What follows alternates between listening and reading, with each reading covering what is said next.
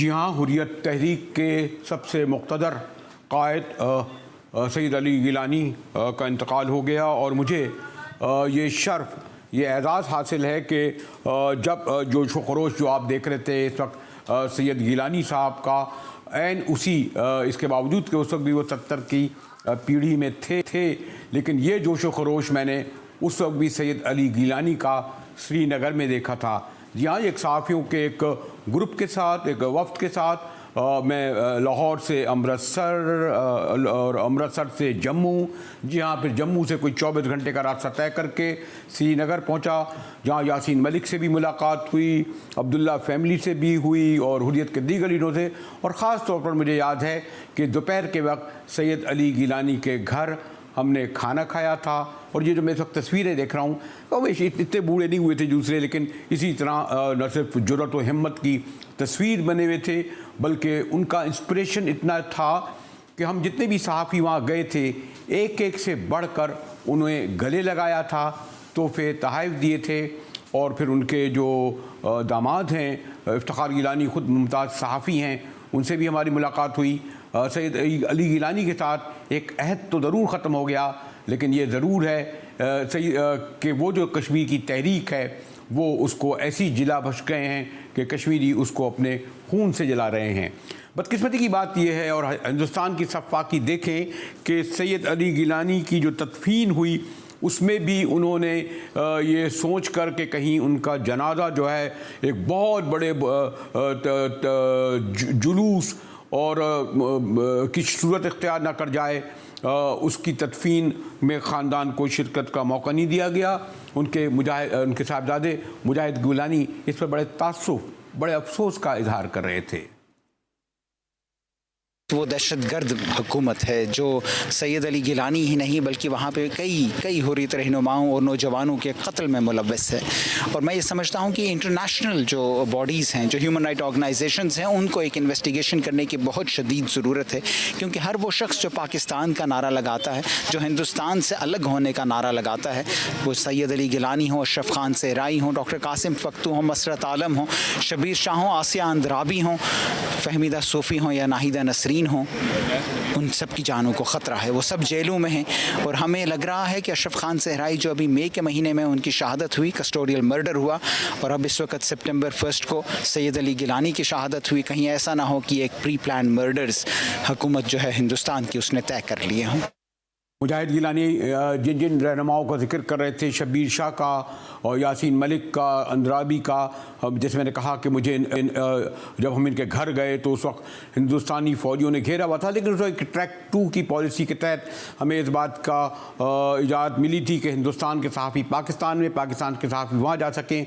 लेकिन जैसे मैंने कहा कि दीगर रहनुमाओं में जो सबसे ज़्यादा इम्प्रेसिव, सबसे ज़्यादा इंस्पिरेशन और जो पाकिस्तान से मोहब्बत और लगाव था वो गिलानी साहब का था, और जो मोहब्बत हमें मिली। और ये वो लोग जो वहाँ नहीं गए वो इसका अंदाज़ा नहीं लगा सकते। ख़ास तौर पर हम जब जाते थे तो हज़ारों की तादाद में लोग जमा होते थे। श्रीनगर यूनिवर्सिटी मेरा जाना हुआ तो वहाँ तलबा बाकायदा भारतीय फ़ौज के सामने नारे लगा रहे थे, और वजह तौर पर गिलानी साहब के यहाँ कोई इब्हाम नहीं था।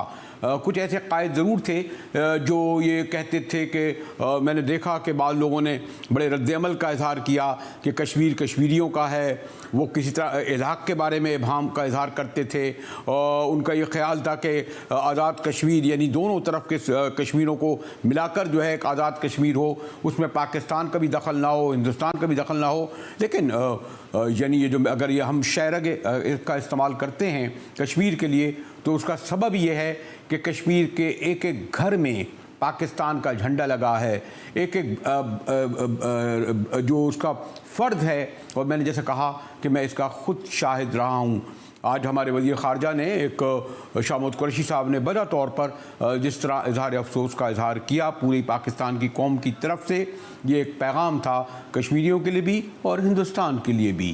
और आप ये भी देखें कि गो हिंदुस्तानी हुकूमत ने पूरी ये कोशिश की कि उनके अहला खाना जो है यानी फैमिली के फ़र्द जो यानी मैंने देखा है कि बड़े बड़े लोगों को चाहे वो जेलों में हों चाहे दूर दराज के इलाके में हों, ख़ास तौर पर जब हमारे सब कॉन्टिनेंट में तो खैर रिवायत है कि उन्हें तदफीन में शिरकत इजाज़त मिलती है।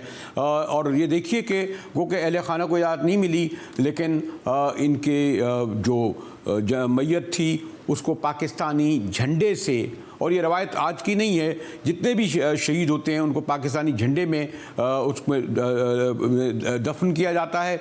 और ख़ास तौर पर आपने देखा होगा 2 साल पहले जो बुरहान वानी की सूरत में जो एक नया जो है तहरीक का आगाज़ हुआ है और जो एक लिहाज से मुसल्लह जदीद पे यकीन रखती है, उसका झंडा भी उनकी उसकी तदफीन के वक्त भी उनके हामियों ने वही, मैंने जैसे कहा कि पाकिस्तानी झंडे में उसको लपेटा गया था।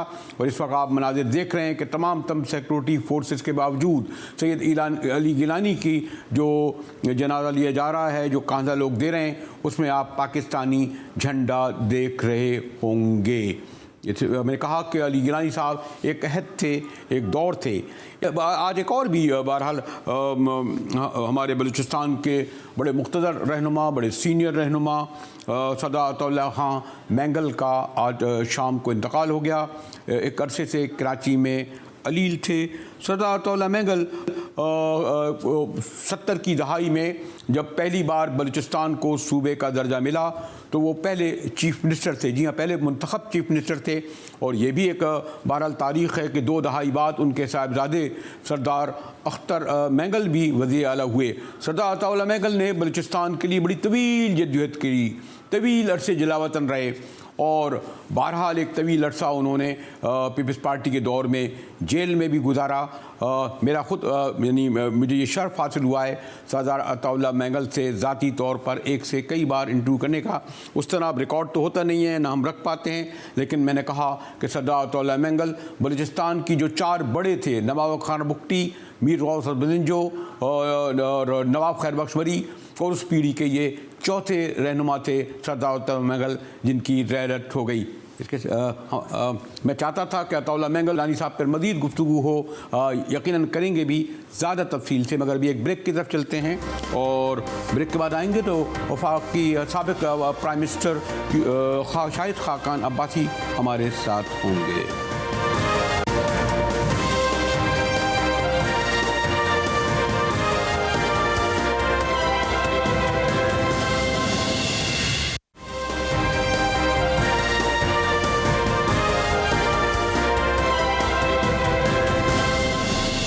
GTV में मुजाहिद विलवी आपको खुशामदीद कहता है और मेरे साथ हैं मोहतरम खाकान अब्बासी साहब, साबिक़ वज़ीर आज़म। लेकिन एक तो शुक्रिया खाकान अब्बासी साहब, आजकल तो आप मुकदमे भुगत रहे हैं, मैं देख रहा हूँ, पता नहीं कभी कराची की अदालत में, कभी वैसे तो आप थाना कचहरी जेल के बड़े आदी हैं, आजकल कितने नैब के मुकदमे भुगत रहे हैं आप अब्बासी साहब? जी, आपको काफी अरसा गुजर गया है। तो हमारी जो पहली मुलाकात हुई थी वो भी मुकदमों की वजह से और मुकदमों के दरमियान ही हुई थी। अच्छा। 2002 में जो मुकदमे थे कराची में मेरे खिलाफ, तो मैं वहाँ कराची आता था तो आपसे मुलाकात हुई, आपने शफकत की। उस वक्त टीवी के इंटरव्यू बड़ी एक नादिर मौका होता था, तो आपने वो दिया और मेरा पहला टीवी इंटरव्यू था। तो आज 20 साल बाद वहीं पे बैठे फिर मुकदमे भुगत रहे। लेकिन अब्बासी साहब एक बात ये भी है कि आप समझते हैं कि पॉलिटिकल पार्टीज़ ने, मैं आपके बारे में नहीं कह रहा, मैं आपको क्योंकि जानता हूँ, लेकिन जब मैं पॉलिटिकल पार्टी कह रहा हूँ तो मेन स्ट्रीम पॉलिटिकल पार्टी को कहूँगा कि जो इन्होंने माजी में किया वो भी एक सबब आज है जिसकी वजह से आप लोग यानी फेस कर रहे हैं, चाहे पीपल्स पार्टी और न्यू लीग। सॉरी टू से कि आपके कोई नाम खैर उनका पड़ी था, एहतसाब रहमान गया था, फिर पता नहीं कहाँ चले गए, वो भी ऐसे ही केसेस बनाते थे। नैब उस वक्त भी यही कमोबेश किरदार था। तो जो और आप मुझसे ज़्यादा जानते हैं तारीख़ में जब आप जो कुछ करते हैं तो बाद में फिर आपको भुगतना भी पड़ता है। हाँ साहब आज कर रहे हैं, यकीनन आगे उन्हें भुगतना पड़ेगा। नहीं, मैं माजरत से कहूँगा कि ज़रा जो एहतसाब कमीशन बना था 97 के अंदर, वो क्यों बना था और उसने क्या कुछ किया, ये सब तारीख का हिस्सा है। फिर जो वो तोड़ जोड़ के लिए इस्तेमाल नहीं होता था, उसका अपनी एक वजूहात थी और उसने जो काम किया वो तारीख का हिस्सा है। उससे मैं भी काफ़ी इख्तलाफ करता हूँ, लेकिन बहरहाल वो है। लेकिन उसके बाद जो नैब बना है ये तो खालिसतन सियासतदानों को तोड़ने के लिए, सियासी अमल को मुतासर करने के लिए बना है और ये 20 साल 21 साल हो गए यही काम जारी है इसका। तो ये मामला कुछ और है। सियासी जमातों ने ना इसको बनाया है, ये एक डिक्टेटर ने बनाया था और अभी तक बदकिस्मती से मौजूद है, क्योंकि इसको अगर आपने ख़त्म करना चाहा तो इल्ज़ाम लग जाता है कि कोई अपनी जान बचाने जा रहे हैं।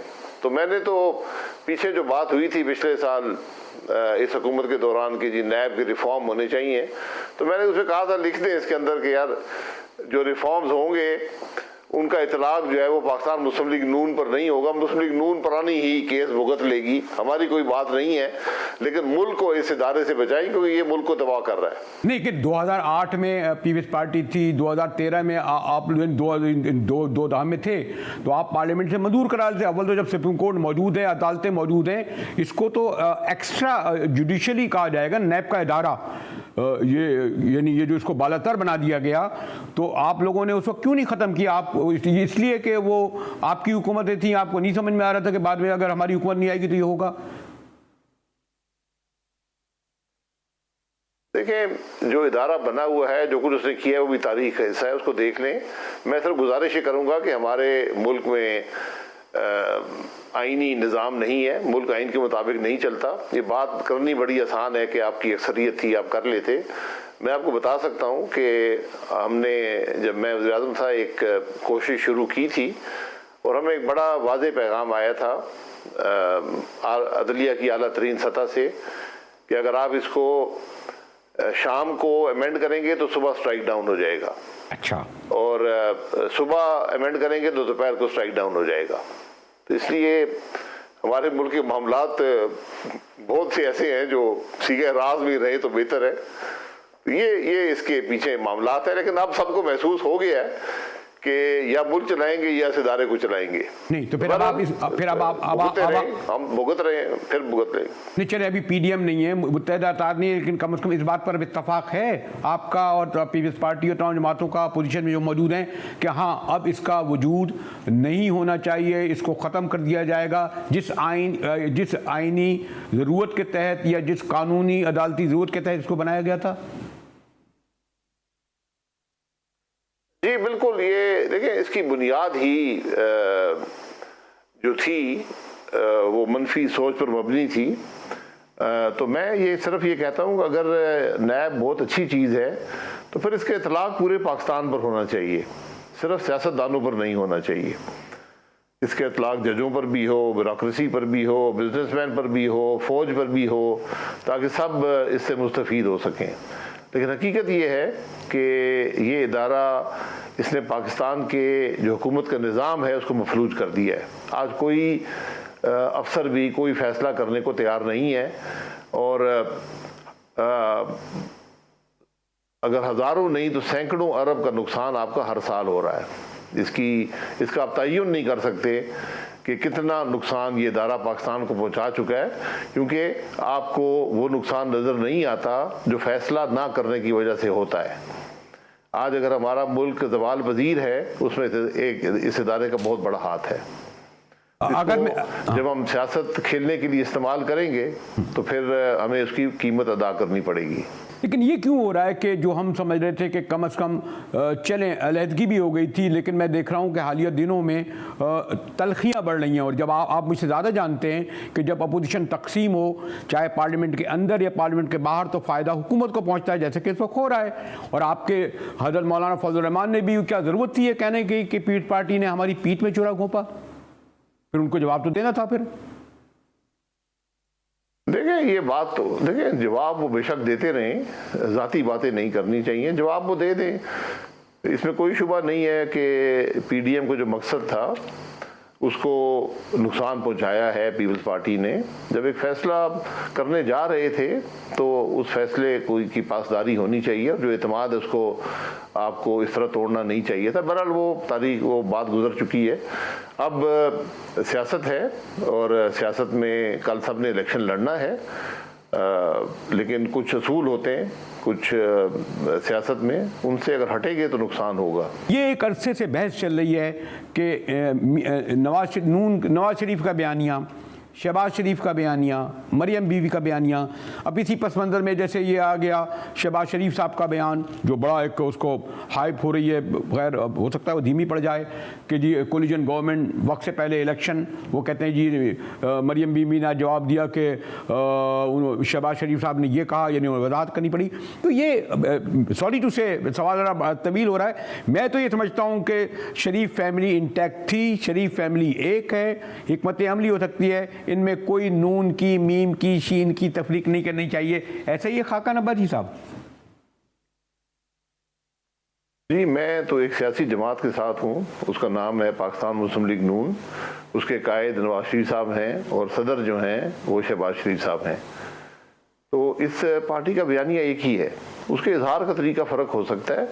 पार्टी लीडर जो होते हैं, जो वो टीवी पर जाते हैं, प्रेस के सामने जाते हैं, मुख्तलिफ सवाल होते हैं, अपनी राय का इजहार करते हैं, उस पर तनकीद आप कर सकते हैं, सवाल जवाब की गुंजाइश नहीं होती कि आप ये कहते हैं फलाने ने ये कह दिया, आप क्या कहते हैं? भाई उन्होंने जो कह दिया वो उन्होंने कह दिया, वो राय का इजहार कर दिया, उन्होंने जिस कॉन्टेक्स्ट में बात की है उसको ज़रा देख लें।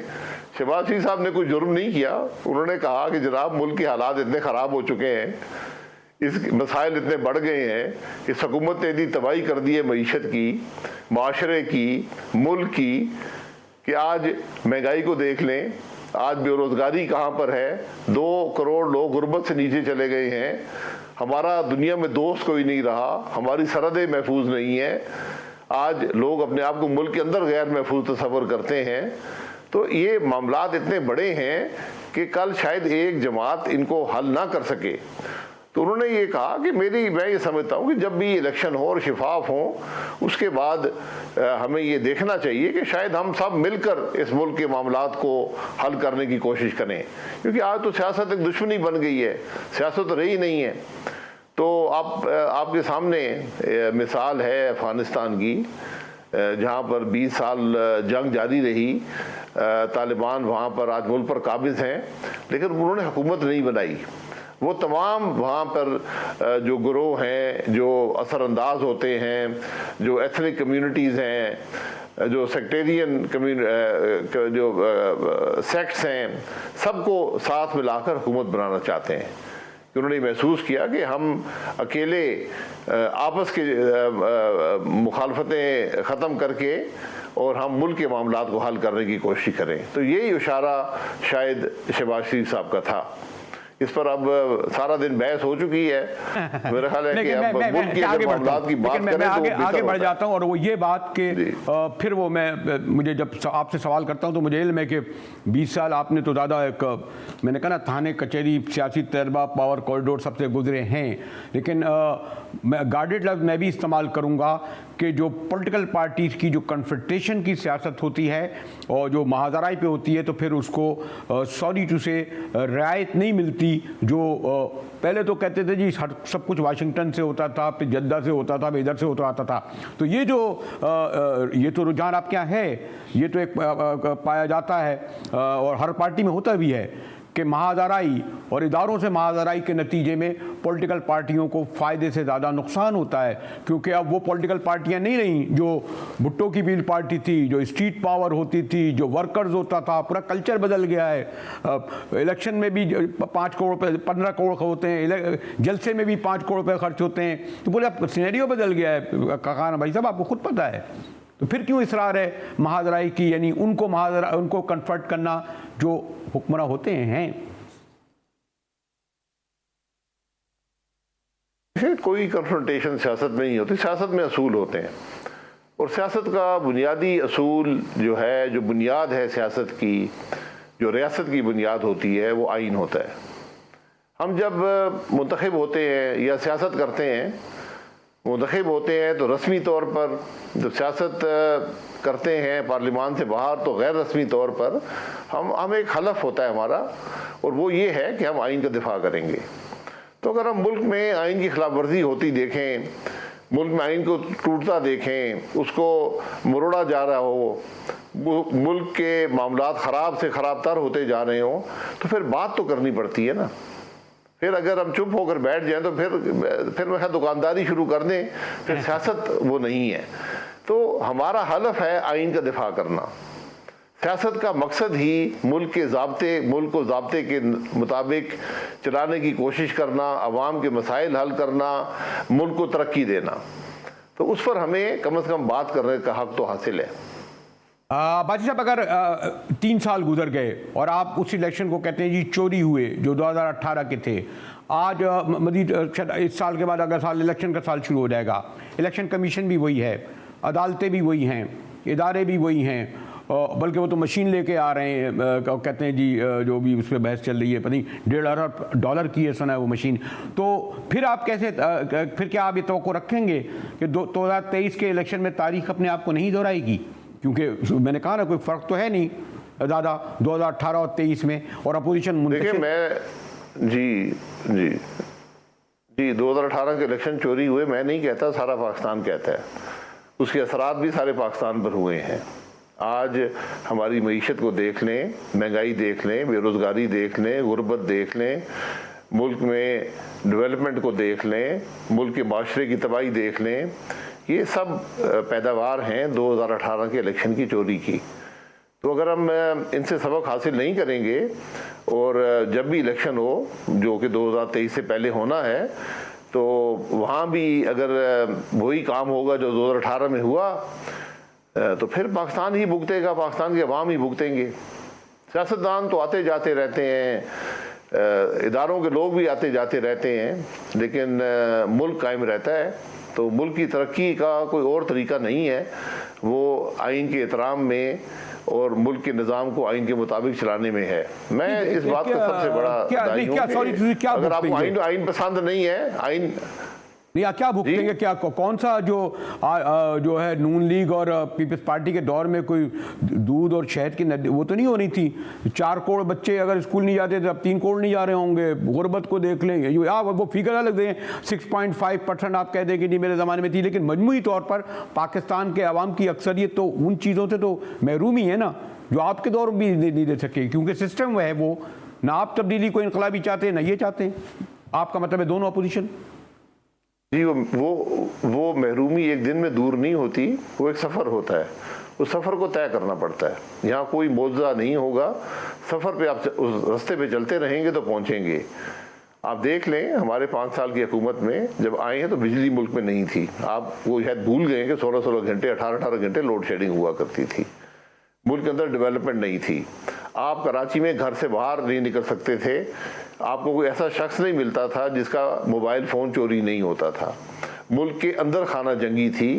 स्वात में क्या हाल हुआ, आपके ट्राइबल एरियाज़ में क्या हाल हुआ, हज़ारों की तादाद में हमारे फ़ौज के नौजवान शहीद हुए, लाखों की तादाद में शहरी शहीद ज़ख्मी हुए। तो ये मामूली हालात नहीं थे। मुल्क के अंदर गैस नहीं थी, मुल्क में डेवलपमेंट नहीं थी, सड़कें नहीं थी। तो अल्हम्दुलिल्लाह 5 साल में एक सफ़र तय हुआ। उस सफ़र में भी 12 रुकावटें डाली गईं, उसके बाद भी सफ़र जारी रहा और एक बेहतर हालत में मुल्क जो था 2018 में 2013 की निस्बत छोड़ा गया। अब आप उसका अगर मुवाजना कर लें, पिछले 3 साल में क्या हम आगे बढ़े हैं, तो मैं माज़रत से कहूँगा कि किसी पैमाने पर भी पाकिस्तान 3 साल में तरक्की नहीं कर सका और आज इस मुल्क के लोग परेशान हैं। उनकी परेशानी का ख्याल करें। ये इलेक्शन और इस परेशानी की बुनियाद जो है वो इलेक्शन की चोरी होती है। और आखिरी अगर मैं कंक्लूडिंग पूछूं आपसे कि जैसा कि वो हर सूरत में मशीन लाने के लिए तैयार हैं, इसकी मैंने कहा ना लागत मैंने सुना कोई $1.5 अरब है, हमारे यहाँ तो इलेक्शन शायद 20 अरब रुपये में हो जाता है, डॉलर है बल्कि है। तो मशीन भी लाएंगे, यही हालात रहेंगे, यही कमीशन रहेगा, उसके बावजूद आप इलेक्शन में जाएंगे और उसके अगर नतीजे ये आए तो फिर भी उसी कबूल करेंगे? जी, इलेक्शन में जाना मेरा हक है, आईनी हक है, और इलेक्शन लड़ना, वोट देना पाकिस्तान के अवाम का आईनी हक है। अगर ये मशीन इलेक्शन की चोरी से बचा सकती है तो मैं इस मशीन के हक में हूँ। अगर ये चोरी को सहूलत मुहैया करेगी जो मेरा खदशा है तो फिर मैं इसके हक में नहीं हूँ। लेकिन पाकिस्तान के इलेक्शन का मसला मशीन नहीं है। शुक्रिया मोहतरम शाहिद खाकान अब्बासी साहब।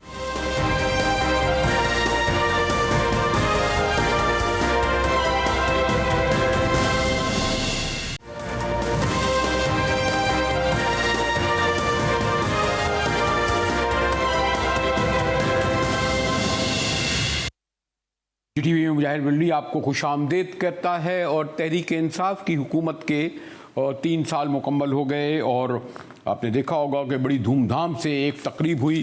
खान साहब ने पावर में आने से पहले यानी इख्तियार में आने से पहले बड़े बड़े वादे किए थे।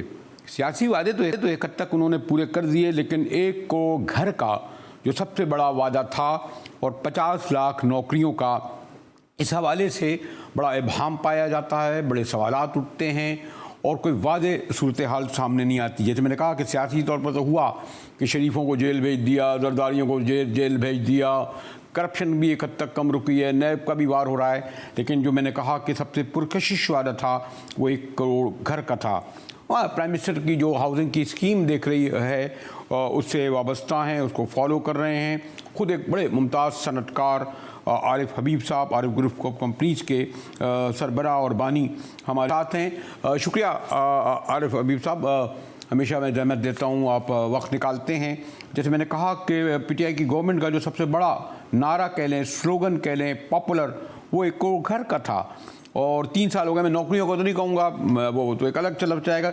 तो आप कुछ बताएंगे कि इस तरह में कितनी क्या प्रोग्रेस रही है और सरकारी और निजी इदारों को ये हवाले अगर किया गया है तो उसमें जैसे मैंने कहा कि बड़ा इब्हाम है। ट्रांसपेरेंसी का लफ्ज़ मैं इस्तेमाल नहीं करूँगा, वो शायद बाद में करूँ। जी आरिफ भाई। आई थिंक देखिए, इसको कोई 1 साल हुआ है, 1 साल और 1 आध महीना जो है इसको हुआ है और इसमें आई थिंक ये काफ़ी खातिर ख्वाह पेशरफ्त इसमें हुई है। फॉर एग्ज़ाम्पल इसके लिए सबसे अच्छी बात ये थी कि जो हमारे मुल्क के अंदर पहले कभी मॉर्गेज फाइनेंसिंग का रिवाज नहीं था, वो मॉर्गेज फाइनेंसिंग जो है वो पुट इन प्लेस कर दी गई है। अब तमाम बैंक्स जो हैं वो मॉर्गेज फाइनेंसिंग ऑफर कर रहे हैं और ख़ुसूसी तौर पर ये स्टेट बैंक जो है इस चीज़ को इंश्योर कर रहा है कि लो कॉस्ट हाउसिंग के लिए जो है वो मॉर्गेज फाइनेंसिंग अवेलेबल हो। और इसी साथ साथ जो डेवलपर्स फाइनेंस और कंस्ट्रक्शन फाइनेंस फैसिलिटी भी जो है वो बैंक सब प्रोवाइड कर रहे हैं। तो तकरीबन ये समझिए कि कोई 140 अरब से ज़्यादा जो है वो डेवलपर फाइनेंस और कंस्ट्रक्शन फाइनेंस बैंक्स जो है वो डिसबर्स कर चुके हैं। और इसी तरह कोई जो है वो 57 बिलियन रुपीस की जो है वो छोटे घरों की एप्लीकेशन जो है वो बैंकों ने अप्रूव की हैं और उसकी अब डिसबर्समेंट जो है वो चल रही है। तो और ओवरऑल भी जो है इसके अलावा जो मिडिल क्लास और हायर मिडिल क्लास के लिए भी जो है ये मॉर्गेज फाइनेंसिंग अब पाकिस्तान में जो है वो अवेलेबल है। तो इसलिए आप देखते हैं कि कंस्ट्रक्शन एक्टिविटी में जो है वो इजाफा हुआ है। सीमेंट, स्टील और दूसरे कंस्ट्रक्शन मटेरियल जो है उनकी जो है वो डिमांड बढ़ी है। तो मज़ीद जो है वो आई थिंक ग्रोथ की ज़रूरत है और वो जो है लोगों को ज़्यादा से ज़्यादा एजुकेट करके हासिल हो सकता है। जी, अब आरिफ हबीब साहब यही बात है, यानी मैं आई ट्राई टू बी, शायद ज़्यादा सियासत की तरफ ध्यान हो। घर तो खैर मेरा भी नहीं है, इसलिए कई बार ख्वाहिश हुई कि कुछ पहुंचा जाए इस स्कीम की। जनाब अब आपसे इल्म हो रहा है कि 57 अरब बहुत बड़ी रकम है जो अभी तक इसकी स्कीमें पास हुई हैं। इस तरह 140 अरब का भी आपने जिक्र किया, लेकिन जैसे मैंने कहा कि इसमें कन्फ्यूजन, इबहम है। तो इस तरह क्यों नहीं हो सकता कि 1 विंडो अगर हो? आमतौर पर हमने देखा है कि बड़ी बड़ी हाउसिंग, खैर उसमें भी होता है कि वो फाइलें लोग ख़रीद लेते हैं, बेच देते हैं। 1 विंडो अगर हो, किसी को मालूम हो कि यहाँ फॉर्म जमा होगा, फॉर्म जमा होने के बाद यहाँ अगर कोई बैंक का अगर आपका बंदा बैठा हुआ है वो आपका बैंकिंग प्रोसेस को पूरा करेगा।